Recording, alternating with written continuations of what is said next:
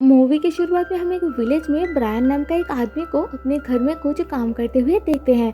उसे new new चीज़ें invent यानी बनाना अच्छा लगता है। जब भी उसके दिमाग में कुछ न्यू आइडिया आता है वो उस चीज़ को बनाने में लग जाता है।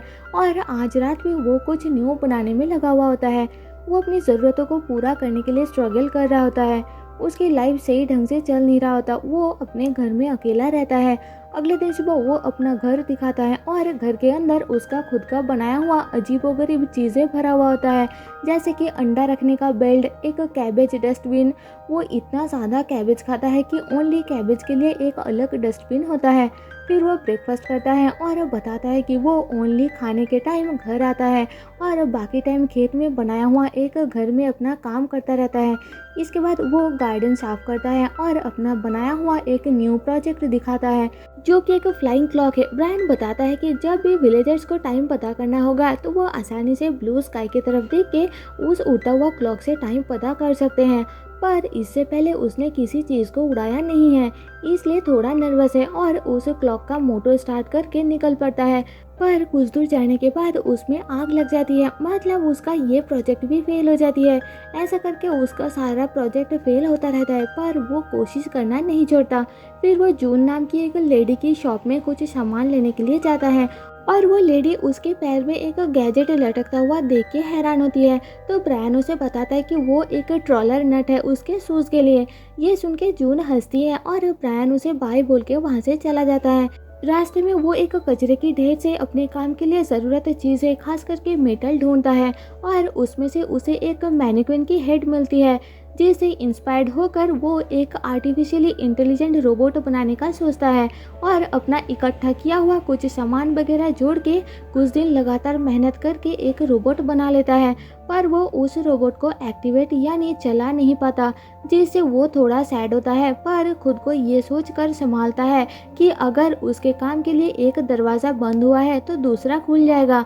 अगले दिन वो शॉपिंग के लिए जाता है और वापस आते टाइम हेजल नाम की एक लड़की से मिलता है, जो उसे बोनफायर नाम का एक फेस्टिवल पर बुलाती है, जिसमें लोग अपनी कुछ स्पेशल चीज़ फेंक के उस चीज़ के साथ जुड़ी अपनी मेमोरी को याद करते हैं उसे जलाकर। इसके बाद एक तूफानी रात को ब्रायन घर वापस आकर अपनी आउट हाउस के अंदर कुछ लाइट ब्लिंक होते हुए देखता है और डरते हुए अंदर जाता है तो अचानक वहाँ से कोई पास करता है। बाहर आकर ब्रायन देखता है कि उसका वो रोबोट अब एक्टिवेट हो चुकी है और एक कोने में खड़ा है।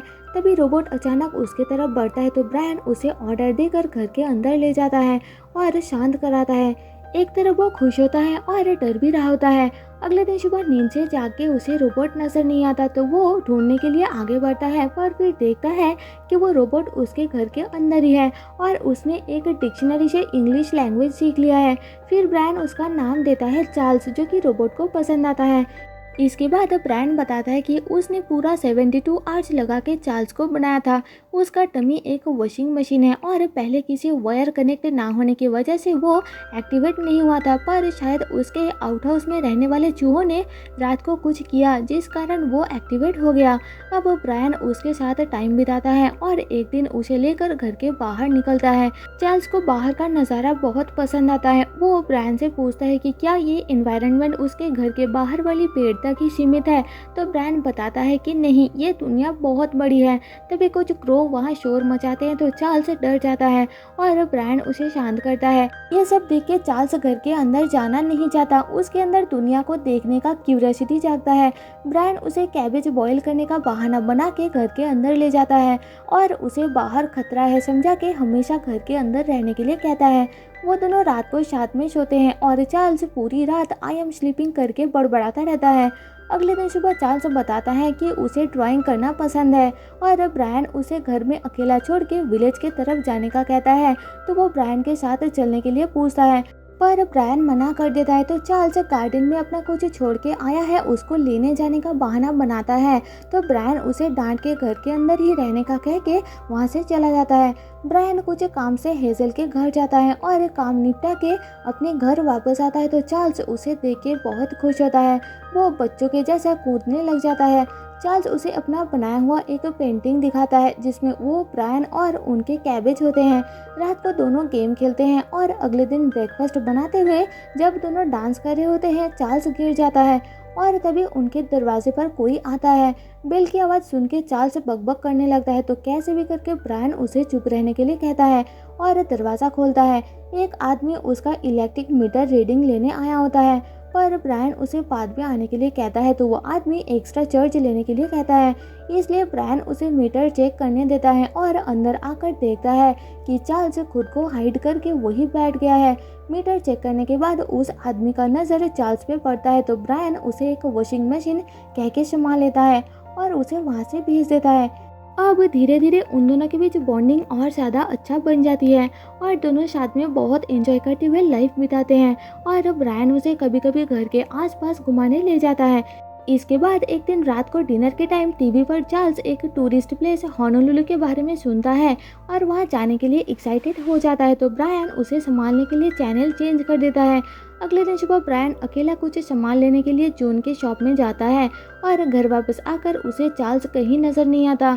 घर के पीछे की तरफ ढूंढने पर वो चार्ल्स को एक अजीब टाइप का ड्रेस पहन के कहीं जाता हुआ देखता है। ब्रायन उसे रोकता है और पता चलता है कि वो घूमने के लिए होनोलुलु जाना चाहता है। ब्रायन उसे समझाता है पर वो जिद करने लगता है तो कैसे भी करके ब्रायन उसे समझा के घर के अंदर लाता है। अगले दिन सुबह चार्ल्स नीचे नहीं आता तो ब्रायन चेक करने के लिए ऊपर जाता है और पता चलता है कि वो उस पर गुस्सा है होनोलुलु ना जाने देने के लिए। इसलिए ब्रायन उसे टाउन घुमाने ले जाने का कहता है तो वो रेडी होकर बाहर आता है और ट्रक के सामने ब्रायन के साथ बैठने के लिए जिद करता है।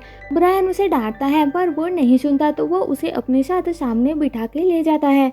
रास्ते में चार्ल्स एयरपोर्ट, स्विमिंग पूल और जू जाने का कहता है तो ब्रायन बताता है कि वहाँ कोई एयरपोर्ट, जू, स्विमिंग पूल नहीं है। टाउन पहुँच के ब्रायन उसे ट्रक के अंदर रहने का कह के खुद एक शॉप के अंदर जाता है और वापस आकर देखता है कि हेज़ल ने चार्ल्स को देख लिया है और उसके साथ बात कर रही है तो वो हेज़ल को रिक्वेस्ट करता है उसके बारे में किसी को ना बताने के लिए। फिर वो तीनों वॉक के लिए लेक के पास जाते हैं और ब्रायन हेज़ल को बताता है कि उसी ने चार्ल्स को बनाया है। ये सुन के हेज़ल उसके काम से इम्प्रेस हो जाती है। तभी ब्रायन पीछे चार्ल्स को पानी में पैर डुबोते हुए देखता है और उसे ऐसा करने के लिए रोकता है। हेज़ल ब्रायन के साथ खुश होती है, वो दोनों एक दूसरे को पसंद करते हैं तो ब्रायन उसे घर छोड़ने जाते टाइम फिर से आउटिंग के लिए पूछता है तो वो मान जाती है। उस दिन घर वापस आते टाइम रास्ते में ब्रायन की पड़ोसी एडी जो कि एक खतरनाक इंसान है और उसकी दो बेटी चार्ल्स को देखने ही वाले होते हैं पर कैसे भी करके उस दिन वो उनसे बच जाता है। अगले दिन ब्रायन हेज़ल को कॉल करके एक जगह मिलने बुलाता है और वहाँ चार्ल्स कहता है कि उसे इस जगह से दूर जाना है। वो पूरी दुनिया को एक्सप्लोर करना चाहता है पर ब्रायन उसे जाने नहीं देता, वो बोरिंग है। इस बात को लेकर ब्रायन और चार्ल्स के बीच बहस हो जाती है कि तभी वहाँ एडी अपनी दो डॉटर के साथ आ जाता है और चार्ल्स को देख लेता है। उससे इम्प्रेस होकर एडी चार्ल्स को अपनी डॉटर के लिए खरीदने की बात करता है पर ब्रायन उसे बेचने के लिए मना कर देता है तो एडी ब्रायन को धक्का देकर वहाँ गिरा के चला जाता है। अगले दिन ब्रायन हेज़ल के घर जाता है और उसे अपने साथ अपने घर लाता है साथ में टाइम बिताने के लिए पर वापस आकर वो अपने घर का मेन गेट टूटा हुआ देखता है और अंदर चार्ल्स नहीं होता। आसपास ढूंढने पर भी उसे चार्ल्स कहीं नजर नहीं आता तो वो दूर से छुप के एडी के घर देखता है तो उसे वहाँ चार्ल्स एडी की डॉटर के साथ खेलता हुआ नजर आता है। उसे वापस लेने के लिए ब्रायन एडी के घर जाता है और उसकी वाइफ बताती है कि एडी घर पर नहीं है, अपने काउस के पास है। ब्रायन उसके पास जाता है और पता चलता है कि चार्ल्स खुद उसके घर के पास आ गया था। तभी ब्रायन देखता है कि एडी चार्ल्स से हेवी काम करवा रहा है और वो उसे वापस मांगता है पर एडी देने से मना कर देता है। इधर चार्ल्स की हालत खराब होती है और वो ब्रायन को बताता है कि वो अपने घर वापस जाना चाहता है। तभी वहाँ एडी की दो बेटी आ जाते हैं और बताते हैं कि एडी बोनफायर फेस्टिवल में चार्ल्स को जलाने वाला है। ये सुन के ब्रायन हैरान होता है पर वो एडी से ज़बरदस्ती नहीं करता क्योंकि वो उससे डरता है और खाली हाथ घर वापस आ जाता है। रात को ब्रायन दुखी होता है तो हेज़ल उसे संभालती है। फिर वो दोनों मिलके एडी का सामना करने के लिए एक कैबेज गन बनाते हैं। देखते ही देखते बोनफायर फेस्टिवल का दिन आ जाती है और हेज़ल और ब्रायन भी अब एक दूसरे के करीब आ जाते हैं वो दोनों साथ में फेस्टिवल अटेंड करने जाते हैं। ब्रायन एडी से डर के नर्वस होता है तो हेजल उसे समझाती है। वहाँ सब लोग अपना चलाने का सामान एक जगह इकट्ठा करके रखते हैं। तभी एडी चार्ल्स को लेकर वहाँ आता है और सबको उसे जलाने के लिए कहता है।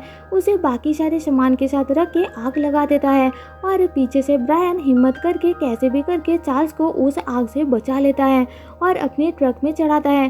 पर एडी उसे देख लेता है तो वो जल्दी वहाँ से भागते हैं। रास्ते में चार्ल्स और ब्रायन अपने बिहेवियर के लिए एक दूसरे से माफ़ी मांगते हैं। एडी उनका पीछा करता है तो ब्रायन उसे अपना बनाया हुआ कैबेज गन से कैबेज शूट करने की कोशिश करता है, पर एज यूजुअल उसका बनाया हुआ वो गन काम नहीं करता और वो लोग उसे घेर लेते हैं। एडी ब्रायन पे चिल्लाता है और उसे बार बार धक्का देकर चार्ल्स को वापस बोनफायर में डालने के लिए कहता है, पर ब्रायन मना कर देता है तो एडी उसे मारने के लिए जैसे ही आगे बढ़ता है, ब्रायन अपना बनाया हुआ एक गैजेट से उसे मार के दूर फेंक देता है और पीछे से चार्ल्स कैबेज गन ठीक करके एडी पे कैबेज शूट करता है तो वो अपनी फैमिली को लेकर वहाँ से भाग जाता है। वहाँ आसपास के लोग जो कि एडी से ऑलरेडी परेशान थे वो आ जाते हैं और ये सब देख के ब्रायन के लिए खुश होते हैं। फाइनली ब्रायन चार्ल्स को बचा लेता है और अगले दिन उसे पूरा वर्ल्ड घूमने का एक टिकट देकर सरप्राइज करता है। ये देख के चार्ल्स बहुत ज़्यादा खुश होता है क्योंकि अब वो अकेला जहाँ मर्जी घूमने जा सकता है। फिर ब्रायन और हेजल उसे छोड़ने स्टेशन जाते हैं और चार्ल्स उन्हें अपना बनाया हुआ एक पेंटिंग देता है जिसमें ब्रायन और हेजल एक साथ होते हैं। फिर ब्रायन उसे हग करके अलविदा करता है और इसी के साथ मूवी खत्म हो जाती है। तो दोस्तों एक्सप्लेनेशन अच्छी लगी हो तो मेरे चैनल को लाइक और सब्सक्राइब करके सपोर्ट करें और कमेंट करके अपनी सजेशन जरूर दीजिए ताकि मुझे आगे भी ऐसी न्यू वीडियोस लाने की मोटिवेशन मिले। बाकी मिलते हैं आपसे मेरे नेक्स्ट वीडियो में, तब तक के लिए stay safe and tata bye bye.